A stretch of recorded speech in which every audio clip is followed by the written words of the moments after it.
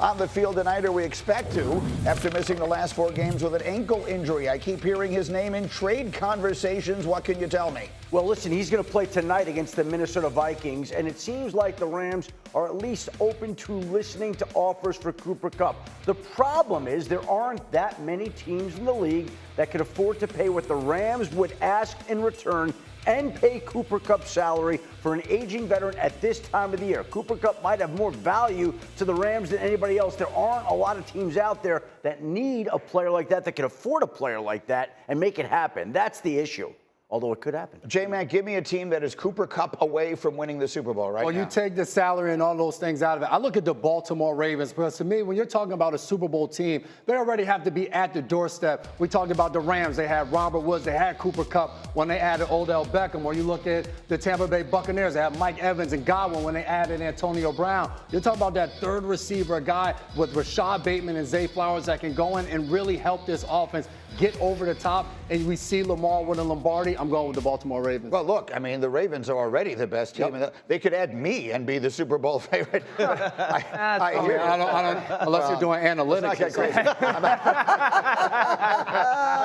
I might work in the opposite direction. That's fair. Schefter, give us a few more names that we should be watching for. The trade deadline is 1 week from Tuesday. Well, I think the guy to watch is Deontay Johnson, and as good as Cooper Kupp is, he might be the most desirable receiver out there because of his age, because of his contract, has only $3.5 million of money left this year. His contract's up after this year. They've gotten calls. This is a deal that I think is easier to get done. Carolina is open to listening. He would be a name to watch, as would Zadarius Smith. Now, Cleveland's not winning. The Lions have a need. It's an obvious match right there. Here are some of the other names. There's a lot of wide receivers out there right now. If you need a receiver, then you can go make a deal. That seems to be where a lot of the action's at. We've already seen Devontae Adams, Amari Cooper, DeAndre Hopkins, all traded. We could see more receivers in the next 10 or so days. That's where the action's at, Dan. Give me a difference maker, Dan. Of the things he's talking about, which one to you would be the most impactful? Second best team in football needs Zadarius Smith. The Detroit Lions, after the Aiden Hutchinson injury, you saw last week against the Vikings, even though a phenomenal win, they couldn't get to the quarterback like they had been. This team has a realistic chance to win the Super Bowl this year. Zadarius Smith, both in the run and the pass rush game, Detroit Lions make the deal. Do they have to, Harry? Does that team have to make a deal? When the day after the injury, the terrible injury to Aiden Hutchinson, Rex Ryan was sitting right here and he said they may have won the game, but they probably lost the Super Bowl. Do they have to make a deal in order to get back, to get to the, I shouldn't say back, they've never been there, to get to the big game? 1,000%, because you need that guy to go get the passer who's throwing the football on the opposing team, right? You can't just sit back and rely on your linebackers. And the sacks that they got this weekend versus Minnesota were covered sacks, right? By the secondary, and the linebackers were able to retrace and sack Sam Darnold and whatnot. But you have to make this move if you're Brad Holmes, if you have dreams and aspirations of getting to a Super Bowl and bringing one home, the Lombardi Trophy to Detroit. All right, and then, Schefter, give me one more. We got the Cowboys and the 49ers in a spotlight game this Sunday night. What is going on with Micah Parsons? Well, the week is not off to a good start, Greeny, because Micah Parsons didn't practice yesterday. They're coming off a bye week, and if he's not practicing after a bye week getting ready for Sunday night, maybe they're engaging in a little bit of gamesmanship. And if he doesn't practice today, I don't think he'll be able to play on Sunday night. But the fact that he was not there yesterday is not a good sign for his availability Sunday night against San Francisco. Could have a bye week and still wind up being in the center of the most conversation of anyone, and that is because their owner and their general manager have radio shows on Tuesday, and they're both the same person, so it's all one show. Jerry Jones, in that conversation, pointed a critical finger at his own coaching staff, and then Mike McCarthy yesterday was forced to respond. We'll play you both of those. The types of things that we all think we should be looking at is, well, we're designing bad plays or we're designing bad concepts. The facts are that there's some of that, but there's also some of execution. There's some of the talent. I like our talent. I talk to Jerry all the time. You know, we've had time to go through the self-scout, so I can't really I didn't see the comments specifically, so but I don't think we have bad concepts in bad place. But I'll go back and check. We're not where we want to be. I mean, that's clearly, and that ultimately is my responsibility, and I'm fully aware of that. But, you know, we are very diligent. Dan, your reaction. I have never heard a front office person in my 20 or so years being associated with the NFL talk about publicly their head coach that was employed the way that Jerry Jones did Mike McCarthy. To publicly minimize, to publicly belittle, to publicly degrade the head coach that you hired and his football intellect, I've never seen when it comes to an employee before. And if you want to see everything that's wrong with the Cowboys, watch what's happened unfold in the last 48 hours publicly with Jerry Jones's comments.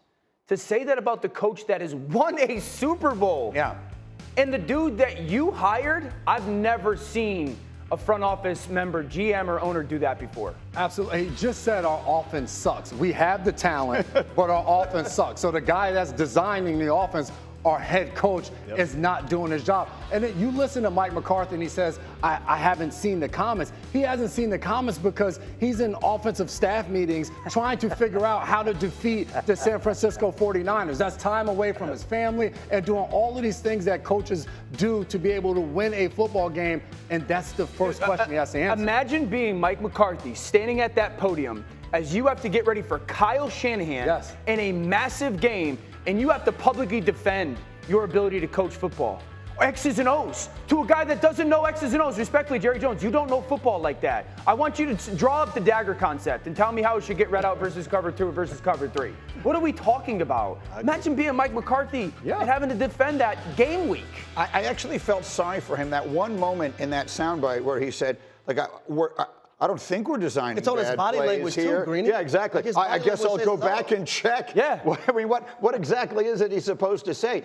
You know, a long time ago when I first started covering football, someone said something very smart to me. He said, every single offensive play is designed to score a touchdown. There's not one offensive play that we put it together on the whiteboard, we work everything up, and we say, okay, gentlemen, if this goes exactly right, it's a loss of 2. There's like not one play. Every single play is designed for that. There are a million variables that then go into it, right? There's what does the defense do? How do we execute it? All those sorts of things. But the idea that we're designing bad plays is the fact that the coach has to defend that actually made me feel uncomfortable for him. Well, it's weird because as an owner, your job is to create an environment for your coaching staff and the players to thrive in. And that's just not the case when it comes to the Dallas Cowboys. There's so much dysfunction across the board. And then when I look at a guy like Mike McCarthy, it's okay to show your head coach respect. Like you just mentioned, Dio, to belittle him in front of the world like he just did, talking about his plays. And we're talking about a guy who won a Super Bowl. Yeah. Granted, you his had Aaron football Rodgers. acumen. That's what I'm saying. Football acumen, he belittled. Like you can't do that in the public light. And I think it also explains why the Dallas Cowboys have not been to a Super Bowl or NFC Championship game since the mid-90s. Look, this is one comment that he's making, but look at the larger body of work over the season. Mike McCarthy is allowed to go into this season in the last year of his contract. Numerous Dallas Cowboys are headed into the last year of their contract. They wait to sign CD Lamb this summer. They wait to sign Dak so that they don't get the benefit of the cap flexibility and the lower cost to go add other notable free agents like Derrick Henry, who they say couldn't fit into their system, which is hard to imagine. So this is just one comment. This is a continuation of putting the coach in a difficult position all year long. So here's another difficult spot for Mike McCarthy in a week where you're getting ready for a critical game against the 49ers on Sunday night. Have fun with that, Mike Schefter, I'm going to say this as respectful as I can say it.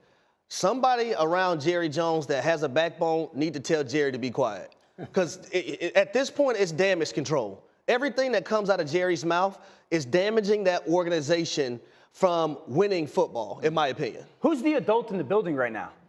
Could you imagine being Dak Prescott? Going, what are we?